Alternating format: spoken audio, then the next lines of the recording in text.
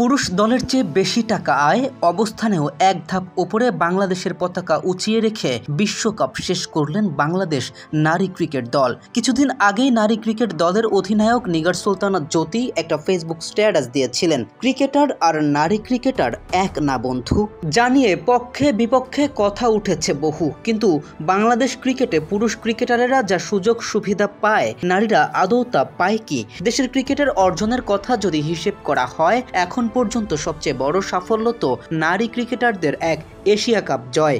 আর পুরুষেরা ফিরে এসেছে ফাইনালের মঞ্চে গিয়ে বারবার এক সমুদ্র অশ্রু নিয়ে। পুরনো কথা রেখে একটু বর্তমানে ফেরা যাক। পুরুষ দলের চেয়ে বিশ্বকাপ থেকে প্রায় 1.5 কোটি টাকা বেশি আয় করে দেশে ফিরেছে নারী ক্রিকেটারেরা। 2023 পুরুষ ওডিআই বিশ্বকাপে তাসকিন মিরাজরা যেখানে অষ্টম হয়ে 2 কোটি টাকা প্রাইজ মানি পেয়েছিল, সেখানে 2025 মহিলা ওডিআই বিশ্বকাপে সপ্তম হয়ে 3.5 কোটি টাকার প্রাইজ মানি পেল জ্যোতি স্বর্ণারা। ছেলেদের তুলনায় বেতন ভাতা কম হলেও বিশ্বকাপ থেকে এবার মেয়েরাই বেশি অর্থ নিয়ে এসেছে বিসিবির জন্য। তবে এই অর্জনের আগেও আরেক সুখবর পেয়েছে নারীরা। বিদেশ ভ্রমণের জন্য ছেলেদের সমান বেতন ভাতা পাবে নারীরাও, যদি হিসেবের খাতাটা খোলা হয়। একজন পুরুষের বিমান ভাড়া, হোটেল খরচ যেমন, নারীদেরও তো তাই।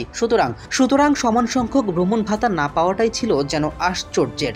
তবে অপেক্ষা কঠিন সময় ঘুচে গিয়ে নারী ক্রিকেটারেরাও পেয়েছে সুবার্তা, এখন থেকে সমানে সমান।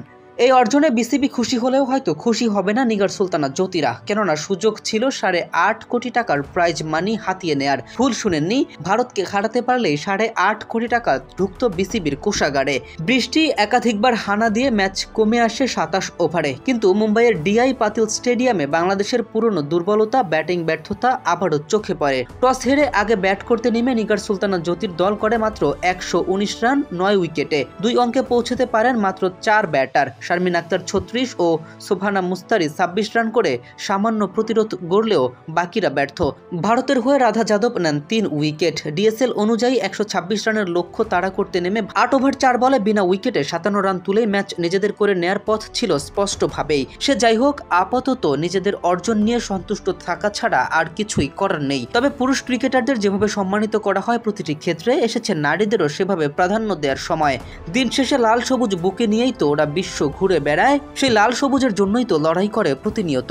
পুরুষ ক্রিকেটার হোক বা নারী ক্রিকেটার, ওদের হাতে ওদের কাঁধে ভর করে গোটা বিশ্বে মাথা তুলে দাঁড়াক বাংলাদেশ। কেএম রাফিন, খেলার পাতা।